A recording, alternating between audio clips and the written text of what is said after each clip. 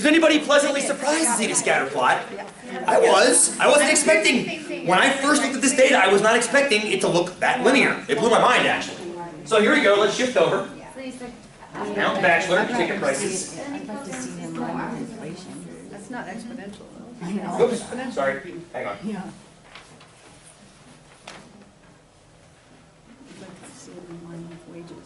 There, that's what I get. It looks similar to what you guys got. Pleasantly linear.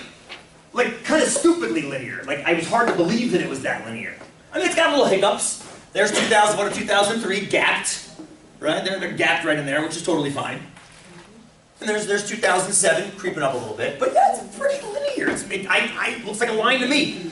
Next question somebody asked, what line? What is the line? I said, okay, what is the line? Let's look. Let's see if it's okay. So, we go to, this is where that booklet comes in handy. That booklet that I gave you wasn't just a booklet for that data set. It was a booklet for all data sets. So you go back to Stat, over to Calc. So I press the Stat button, I arrowed over to Calc, and you're going to go to linear regression again. Like we did, say that again, Amy, like we did before. Exactly, that's the point. The booklet is not a one-time use only, it's a multiple use only. Multiple use, not multiple use. Stick a Y1 after that. Y1. In case you get stuck on what Y1 is, last page, first paragraph. Last page, first paragraph, I believe it's labeled B. It is labeled B, it's great. You know, we just discovered, we were trying to figure out. Which is so. That stuff, because you accidentally skip it. If you accidentally skip it, then it won't put it in Y. Correct. Then it won't put it in Y equals, exactly. What is wrong? You gotta put, this is the most common error students make, is putting that Y1 after. If you don't put that Y1 after, it'll still make the equation for you, it just won't put it in Y1. Which you might not care about, you might not need that, but generally you do. Here we go. I totally messed up something. There we go. Now, this is what I got.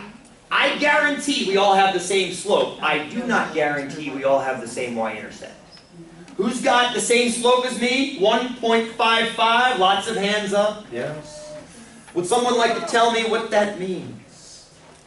Would someone like to tell me? I'm going to write down the model on the board while you tell me what that means. Y equals 1.55x plus something, 12-ish. Now, the way I set mine up, X is years since 1980. That's the way I set mine up. Some of you guys set yours up as years since 1900. Like if you put in 83 for 1983, that means you did years since 1900. I bet you, Sumi, your y-intercept is negative, isn't it? Very, very negative. That's okay. That's okay. I'm not asking about the, I don't care about the y-intercept anyway. It's kind of irrelevant. What is y? What is y in this model? X is years, for sure. Your dollars. Yes! Y is the amount you're going to pay, right? This is the dollars paid for a bachelor ticket.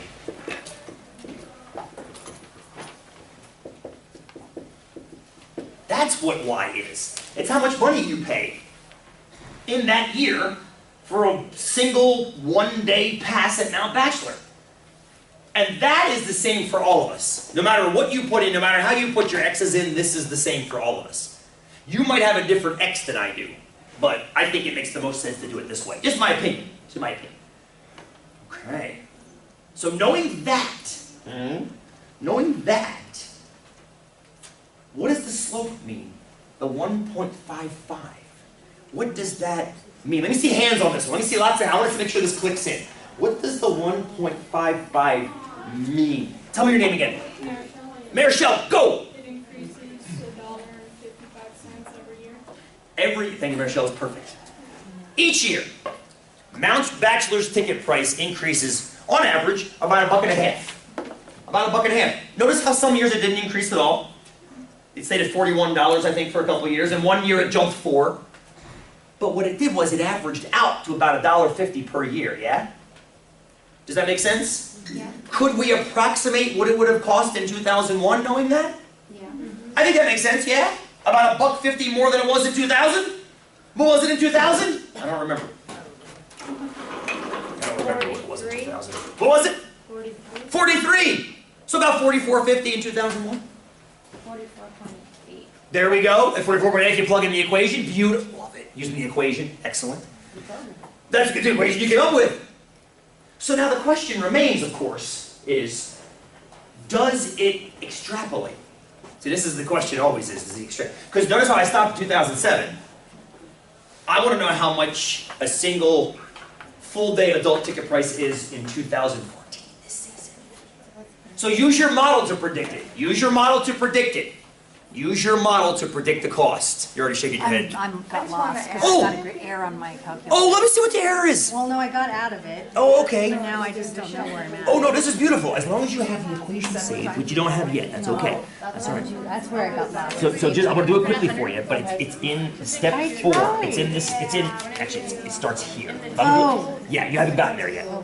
So we're gonna, oh, you already have it, lim reg, we're gonna put a 1 in the reg. There's your equation, it's coming, it's thinking, there's your equation. And now it's here. And then it turns out. You can graph it with, there's your scatter plot, here comes your equation to go right with it. You're golden. Wait. You used 3 for 1983. What did you use? Oh, wait. 19, that's okay. Your line intercept is going to be totally different because of that. Because it's telling you it would have cost. Use 1983. So just, I'm going to use this as an example, Marion. So friends, again, I don't care in this example how you put your independent variable in. Check this out. Marion used the entire number 1983 as opposed to 3, and she got a y-intercept of negative $3,082, which meant if you skied at Mount Bachelor in year 0, which would have been the birth of Christ, technically speaking, Right. they would have paid you about $3,000 to do so. That's what that means. You see how it doesn't mean anything? It's irrelevant. It's an irrelevant point. It doesn't have any meaning. The important thing is the slope and the y values that come out. Is that cool, Mary? Yeah, I love that. I love that when the y-intercepts get all wonky like that. Yes, the birth of Christ, celebrate birth of Christ in Mount Bachelor.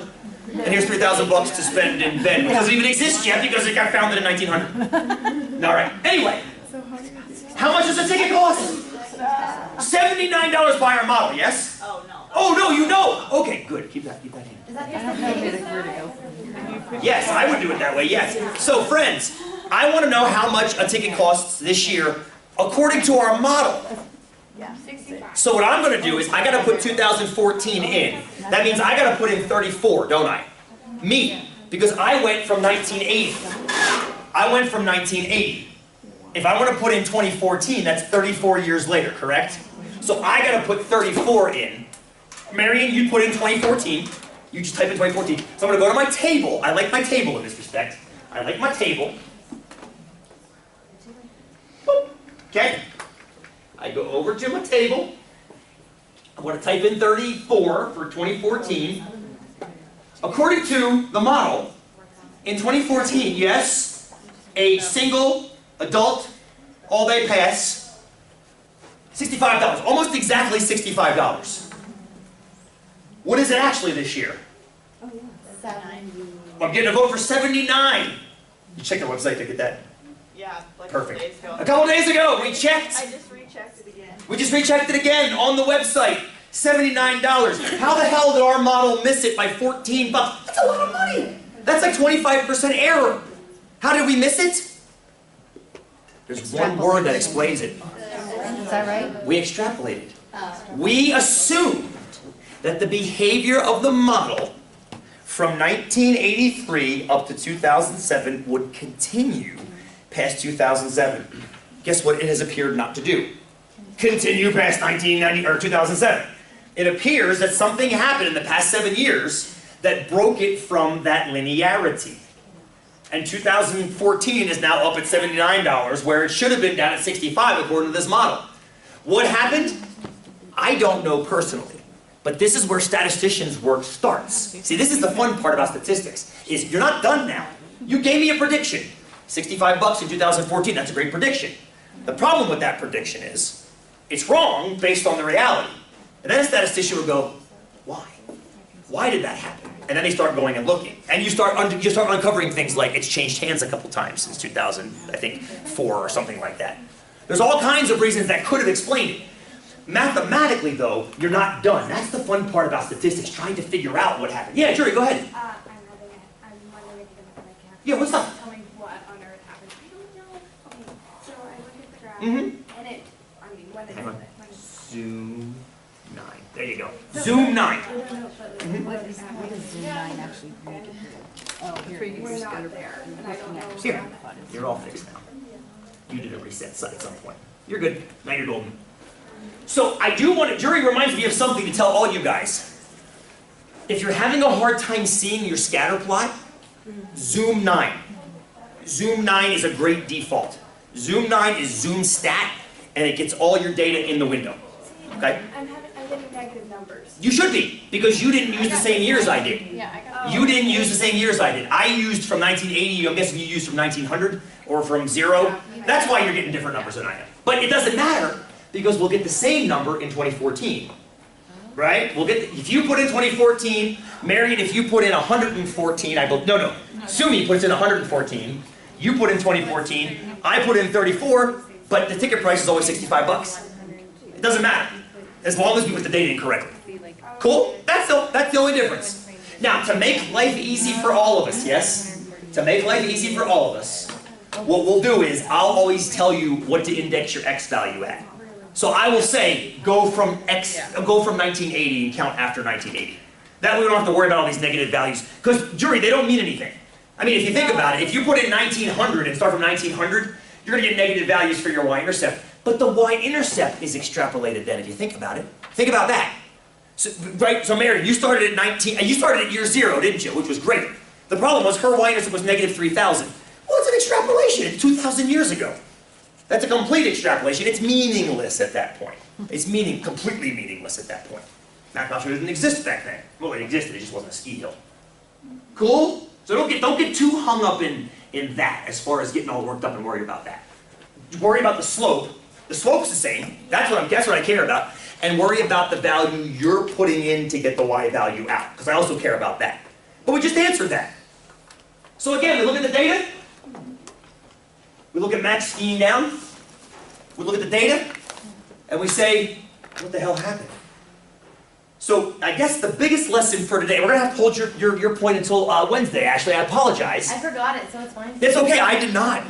Because it was a great one, it was a great question. The question was, what to round to? How off can we be? Because to say it's exactly $65 is actually wrong too.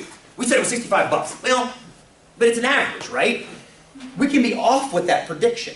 I mean, obviously it's 79. So what if we accepted the fact, let me prime the pump for Wednesday with you guys. What if we accepted the fact that our estimate could be off by as much as $10? So we say 65, but it might be as little as 55, or it might be as high as 75, or anything in between. Would we feel better about that, hearing that it's actually 79? About our estimate? Yeah. Well, our estimate could theoretically be closer then, couldn't it? Because then it's off by $4 at most, maybe even, or at least, maybe even more. Suppose we could admit that we're off by 15 bucks. So we say 65. That's so cheap. We say 65, it might be as low as, if we're off by 15 bucks at most, it might be the lowest 50 or as high as 80, right? And then 79 is right in that, yeah? So the question then becomes, and I don't want to rush to get this in 6 minutes, if it's okay with you guys. The question then becomes is, yes, we have an estimate, but that estimate should have wiggle room around the estimate, especially as we get far from the data set. The question is, where does the wiggle room come from? And the answer, of course, is mathematics. But more important than that is how to interpret that wiggle room. Where does it come from? How big should it be? And how do we interpret it? That's more than we can do in 5 minutes. So I'd rather hold it for Wednesday if it's okay with you guys. Now, speaking of Wednesday, come on back here. I've got one more data set I want to collect, but it involves measuring your forearms, which we'll do on Wednesday. We're going to collect some data, and we're going to test an age-old theory about the golden ratio. That's why I didn't put the quiz up yet. There's a wonderful number in mathematics called the golden ratio. Mount Bachelor has nothing to do with it. Maybe, I'm guessing. But if you take out your wallet and look at your driver's license, it does. Take a deck of cards, look at the cards, it does. Look at your TI screen, it does. Look at your cell phone screen, it doesn't. Very interesting to me, actually. Look at a framed print on your wall, it probably does. Look at a poster on your wall, it probably does. Look at these tables sitting in front of you, most likely doesn't. So there's this interesting number that occurs in art, and has a mathematical, I know, it's awesome. Hiccup-inducing. Hiccups, I'm not sure it does. But there's this wonderful number that occurs in art that has something to do with mathematics. Like I said, I got a whole quiz for 2 weeks from now, and you can look at it in 2. I want to see, there's a theory that says it exists in the human body. For example, if you measure the bones of your finger, Oh, yeah. You've seen it, you've heard this, Marichelle, yes? Yeah. If you measure successive, they're phalanges, right, the bones of your Yeah. finger. If you measure successive phalanges, they're in the golden ratio. I found that's too hard to measure in class with any kind of precision. So instead, we're gonna measure our wrist and our forearm. Yeah, it's based off of the portion, like, Yes! the human body is like Yes! 8 heads. That Da Vinci picture with the naked dude and the leg and the arm and the hair, yes. Is that the So- same thing, a fingertip to fingertip being your height? Ish, that's more of a square than a golden rectangle. Yeah, like if you tip to tip, you're supposed to be your height-ish. Plus or minus. But again, what's the plus or minus? What's that wiggle room? We're getting really good at making the estimates now. I think we got that locked down.